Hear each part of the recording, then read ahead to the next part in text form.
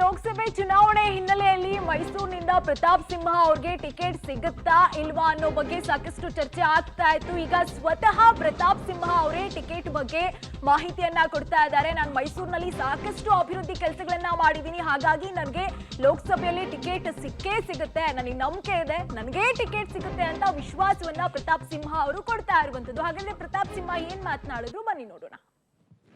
ರಾಜ್ಯದಲ್ಲಿ 28 ಜನ ಸಂಸದರಿದ್ದಾರೆ. ಸಂಸದರನ್ನು ಟಿಕೆಟನ್ನಾಗಲಿ ಅವ್ರ ಭವಿಷ್ಯವನ್ನು ಅಲ್ಲಿ ನಿರ್ಧಾರ ಮಾಡೋರು ಯಾರು? ಜನ ಖುಷಿಯಾಗಿದ್ದಾರೆ ಅಂತಂದರೆ ಮೇಲ್ಗಡೆ ಲೀಡರ್ಸು ಕೂಡ ಆಶೀರ್ವಾದ ಮಾಡ್ತಾರೆ ಅಲ್ವಾ? 28 ಜನ ಸಂಸದರಲ್ಲಿ ಬಹುಶಃ Tejasvi Surya first time MP, ಇನ್ನು ಉಳಿದಿರೋರು ಹಳೆ ಪಾಲಿಟಿಷಿಯನ್, ಸೀಸನ್ ಪಾಲಿಟಿಷಿಯನ್ಸ್ ಇದ್ದಾರೆ, ಬೇರೆ ಬೇರೆ MLA ಎಲ್ಲ ಆಗಿರುವಂಥವ್ರು ಇದ್ದಾರೆ, ಹಿಂದೆ MP ಆದವರು ಇದ್ದಾರೆ. ಅದು ಬಿಟ್ಟರೆ 2ನೇ ಟರ್ಮ್ ಇರೋದು ನಾನು, ಇನ್ನು ಉಳಿದವರೆಲ್ಲ 3 ಟರ್ಮು 4 ಟರ್ಮು 5 ಟರ್ಮು 6 ಟರ್ಮ್ ಇದ್ದಾರೆ. ಎಲ್ಲರದ್ದು ಪರ್ಫಾರ್ಮೆನ್ಸ್ ಅನ್ನೋದು ಇವ್ಯಾಲ್ಯೂಯೇಷನ್ ಆಗುತ್ತೆ. ನಾನು ಈ ಭಾಗದಲ್ಲಿ, ಹಳೆ ಮೈಸೂರು ಭಾಗದಲ್ಲಿ, ಅದರ ವಿಶೇಷವಾಗಿ ಮೈಸೂರಲ್ಲಿ ಒಬ್ಬ ಸಂಸದನಾಗಿ ಏನೇನು ಕೆಲಸ ಮಾಡಬೇಕಿತ್ತು ನನಗೆ ಹೇಳಿ. ಈ ಕೆಲಸನ ಪ್ರತಾಪ್ ಸಿಂಹ ಮಾಡಿಲ್ಲ, ಅದಕ್ಕೋಸ್ಕರ ಅವ್ನು ಬೇಡ ಅಂಥೇಳಿ ಒಂದು ಕೆಲಸ ಆಯಿತು. ಈ ಭಾಗದಲ್ಲಿ ಹಿಂದುತ್ವ ಇರ್ಬೋದು, ಅಭಿವೃದ್ಧಿ ಇರ್ಬೋದು, ಈ ವಿಷಯದಲ್ಲಿ ನನ್ನನ್ನು ಮ್ಯಾಚ್ ಮಾಡೋರು ಇನ್ನೊಬ್ರು ಯಾರು ಇದ್ದರೆ ಹೇಳ್ಬೋದು.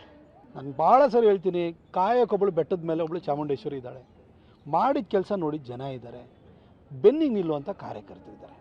ಇವರ ಶ್ರೀರಕ್ಷೆ ಅಷ್ಟೇ ಸಾಕು ಅಂತ ನಾನು ಹೇಳಿದ್ದೀನಿ.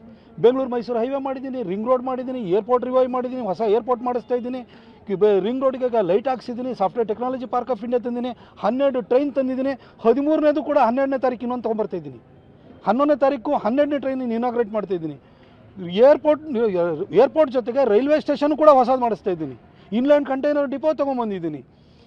ಏನು ಕೆಲಸ ಹೇಳಬೇಕು, ಎಲ್ಲ ಕೆಲಸವನ್ನು ಮಾಡಿದ್ದೀನಿ. ಮಡಿಕೇರಿಗೂ 4 ಲೈನ್ ಹೈವೇ ಮಾಡಿಸ್ತಾ ಇದ್ದೀನಿ. ಔಟರ್ ಪೆರಿಫೆರಲ್ ರಿಂಗ್ ರೋಡ್ನ ತರಬೇಕು ಅಂತ ಇವತ್ತೇ ಪ್ಲಾನ್ ಮಾಡಿದ್ದೀನಿ. ಬೆಂಗಳೂರಲ್ಲಿ ಇಷ್ಟು ವರ್ಷ ತರೋಕ್ಕಾಗಿಲ್ಲ ಅವ್ರ ಕೈಲಿ, ಇಷ್ಟು ಜನ ಪಾಲಿಟಿಷಿಯನ್ಸು ಕರ್ನಾಟಕದ ಆಳದವ್ರ ಕೈಲಿ ತರೋಕ್ಕಾಗಿಲ್ಲ, ಅದು ಮೈಸೂರಿಗೆ ತರ್ತಾ ಇದ್ದೀನಿ ನಾನು. ಮೈಸೂರು ಮೊದಲನೇ ಸಿಟಿ, ಔಟರ್ ಪೆರಿಫೆರಲ್ ರಿಂಗ್ ರೋಡ್ನ ಬರುವಂಥ ಮೊದಲನೇ ಸಿಟಿ ಆಗುತ್ತೆ.